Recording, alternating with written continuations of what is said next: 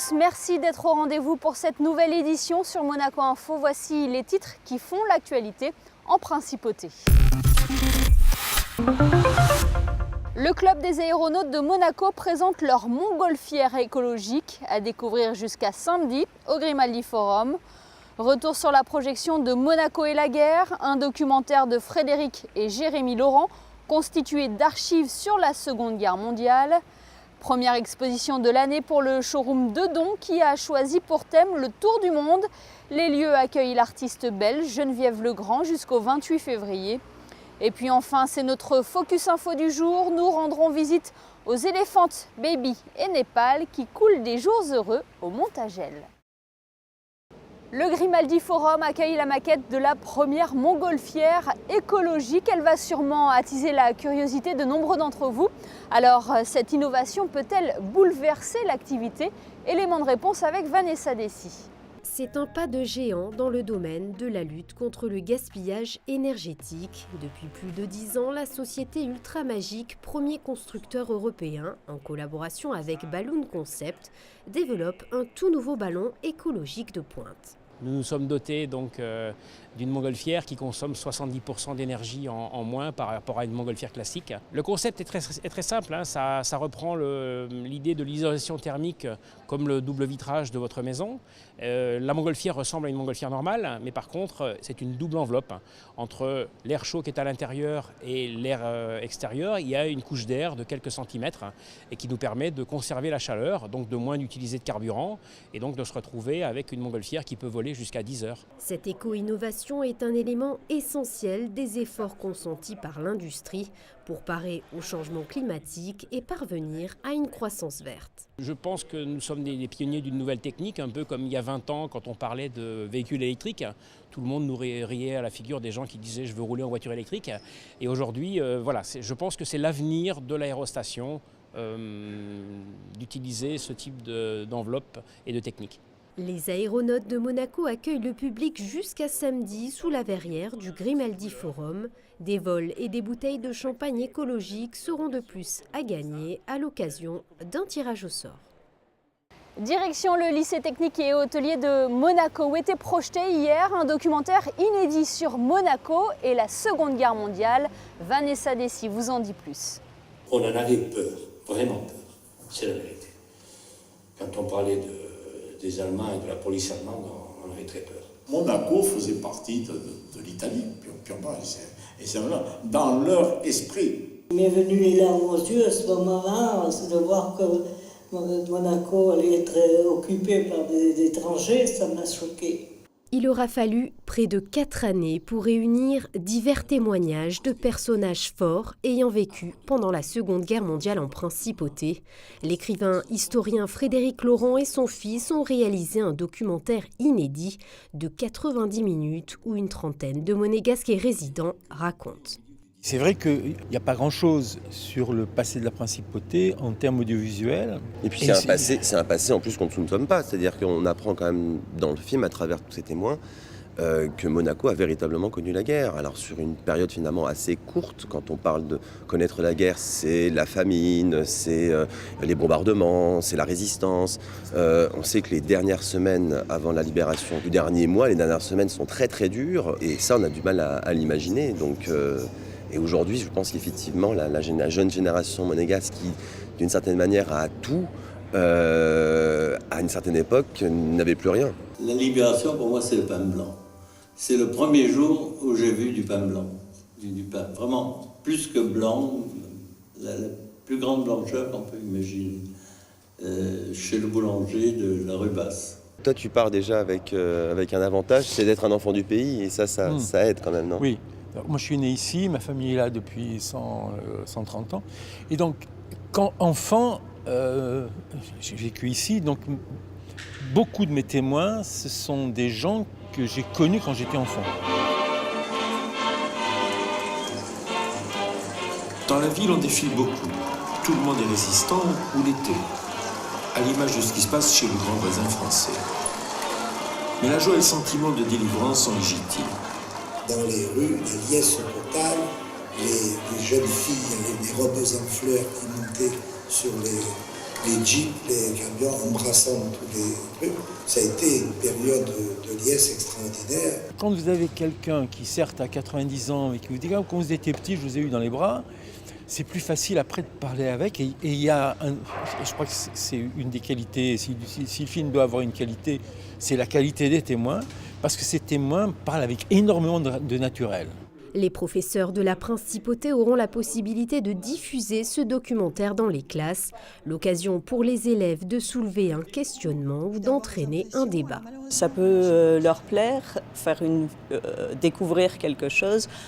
Moi, je sais que dans mes cours, je parle souvent de la Condamine qui a été bombardée et où il y a des choses qui ont été cassées et qu'il y a eu des décès. Et c'est vrai que là, c'est beaucoup mieux expliqué que par moi qui ne connais pas toutes les notions. C'est une période historique qui forcément intéresse, passionne par tous ces aspects. Donc ça m'a intéressé de m'inscrire et de venir voir le film. Et effectivement, on découvre beaucoup de choses. Bien entendu, je suis une génération qui n'a absolument pas connu cette période. Et même si on s'y intéresse, là, on découvre des choses, les documents, les reportages, les interviews des gens sont vraiment très, très riches. Ce documentaire intitulé tout simplement « Monaco et la guerre » est à découvrir très prochainement sur Monaco Info. Parlons de cette exposition à présent proposée par le showroom Dedon rue Grimaldi. Les lieux accueillent les œuvres de l'artiste belge Geneviève Legrand. Le reportage d'Alexandra Pani sur des images de Lionel Bernardi. C'est une première pour elle en Principauté. Geneviève Legrand est originaire de Belgique, artiste depuis seulement 6 ans. Avec cette nouvelle passion, elle tombe sous le charme du sud de la France. Il y a 6 mois, elle décide de s'installer à Vence, un lieu qui l'inspire pour ses sculptures. L'idée qui naît, ça peut être un événement, ça peut être une rencontre, ça peut être un fait marquant. Je ne sais jamais à l'avance quelle est la sculpture que je vais réaliser, puisque ça fait partie de ma vie. Des sculptures en bronze inspirées de ses propres émotions et de sa propre histoire, à l'image de ce Jane Kelly dansant autour d'une paire de jambes en barésille. Celle-ci, elle est assez particulière parce qu'elle a une technique tout à fait spéciale. Je rêvais effectivement de réaliser cette œuvre, mais j'avais demandé à plusieurs fondeurs qui m'avaient dit « Geneviève, non, impossible ». Et puis j'en ai un qui s'appelle Marc Massaille, qui fait partie de la fonderie Les Bronzes d'Airain à Tourette-sur-Loup, qui m'a dit « On va relever le défi ensemble ». Donc on a travaillé 2 mois sur cette œuvre, presque jour et nuit. On a fait plusieurs coulées, on a regardé, ça n'allait pas. Et puis bon, il a trouvé enfin la technique. Et ça, je l'en remercie tout à fait parce qu'il a réalisé vraiment mon rêve. Ça, moi je dis toujours, on ne remercie jamais assez le fondeur. Et nous avons réalisé ensemble cette œuvre, donc où tout y est, il n'y a aucun accroc dans le barésie. Et voilà, c'est une première et c'est une toute nouvelle technique innovante que je lui dois entièrement. Une exposition à découvrir au showroom Dedon jusqu'au 28 février. Dans une semaine débutera le Festival international du cirque de Monte-Carlo. Depuis 4 ans, les 2 éléphantes, Baby et Népal, vivent une retraite paisible sur les hauteurs de Monaco. C'est la princesse Stéphanie, présidente du Festival international du cirque, qui les a sauvées d'une mort certaine alors qu'elles étaient menacées d'euthanasie. Patricia Navarro et Sylvain Péroumal sont allés à leur rencontre au Montagel. C'est notre Focus Info du jour.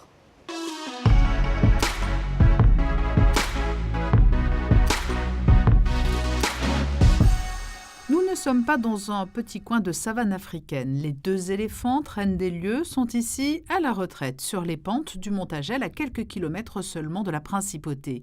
Baby et Népal ont longtemps fait les grandes heures du cirque Pinder avant d'être mises au repos. La retraite a viré au cauchemar à Lyon, au parc de la Tête d'Or, où elles ont été abandonnées à leur triste sort, jusqu'au jour où une fée s'est penchée sur elles. La princesse Stéphanie, alertée des menaces d'euthanasie qui planaient sur elle, les a sauvées en les transférant dans ce petit paradis qu'elle a entièrement créé pour elles. C'était il y a 4 ans.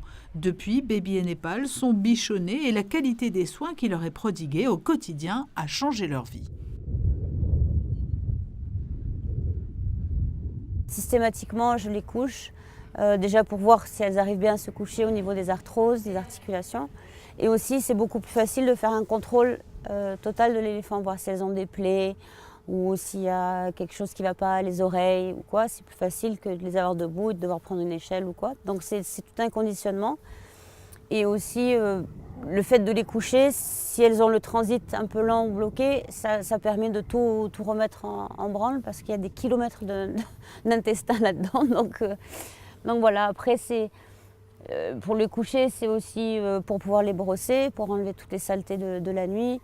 On les lave, on les passe au gel avec la chaleur énormément, justement pour qu'après elles puissent se mettre du sable, que ça colle mieux pour les protéger des parasites.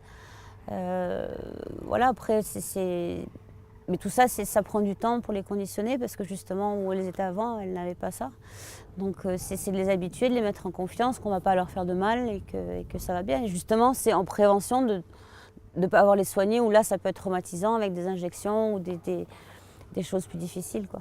Et les résultats sont là. En 4 ans, l'apparence de Baby et Népal n'est plus la même. Les changements se voient à l'œil nu. Le premier qui saute aux yeux, c'est la pilosité de notre baby. Elle est arrivée, elle avait des poils qui étaient très incrustés puisqu'en fait les installations et les méthodes d'élevage auparavant ne permettaient pas de les doucher, de les brosser régulièrement. Et donc il a fallu faire tout ce travail pour faire ressortir à nouveau les poils qui étaient incrustés. Et maintenant, on a un véritable mammouth. Et la deuxième chose, c'est qu'elles ont repris de l'état corporel, qu'il y ait certes un certain embonpoint, mais aussi à une belle musculature, parce qu'ici, c'est pentu, on est en montagne, et les éléphants font énormément d'exercices toute l'année. Donc sont aussi les tondeuses écologiques de la propriété et donc elles se baladent, elles prennent soin aussi de tondre l'herbe un peu partout, donc elles ont des grands déplacements et donc ça contribue beaucoup à leur bien-être. 2 soigneurs et le célèbre dresseur de cirque Marcel Peters se relaient avec la princesse Stéphanie pour assurer les soins quotidiens de Baby et Népal. La complicité est évidente. Népal. Come here. How, Népal? Yes, good morning to you, Népal. Salute. Maybe lift.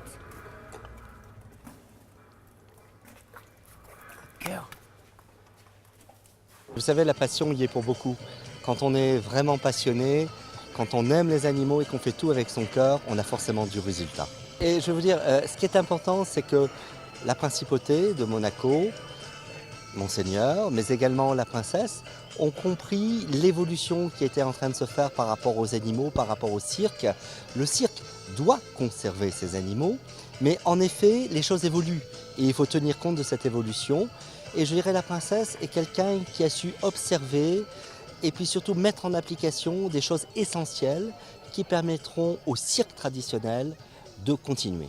La vie de la princesse Stéphanie a elle aussi été chamboulée par Baby et Népal. Les 2 éléphantes sont arrivées à un moment charnière pour elle.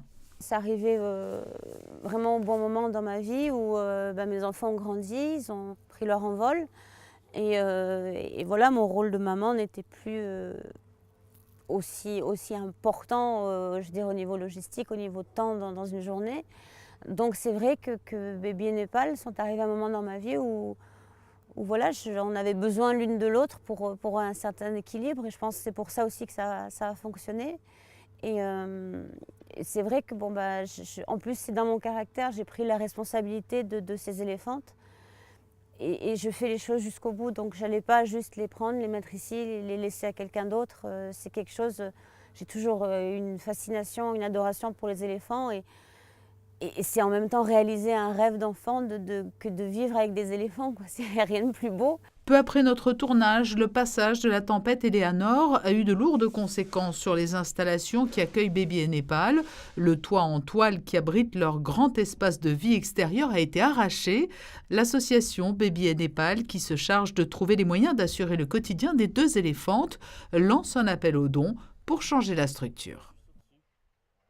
Retour en principauté pour découvrir ensemble les prévisions météo pour cette fin de semaine et le début de semaine prochaine. Vendredi sera une belle journée. Malgré la présence de quelques nuages, les températures seront agréables et oscilleront entre 9 et 15 degrés, tout comme la journée de samedi qui sera elle aussi bien ensoleillée. Le temps dimanche redeviendra plus incertain. Le ciel sera en grande partie nuageux, ce qui aura pour conséquence une baisse du climat. La pluie s'invitera même en début de soirée. Nous débuterons la semaine sous un ciel gris, sans saveur, et la fraîcheur sera encore d'actualité. Comptez 12 degrés pour les maximales. À partir de mardi, le ciel se fera menaçant, se partageant entre averses et éclaircies.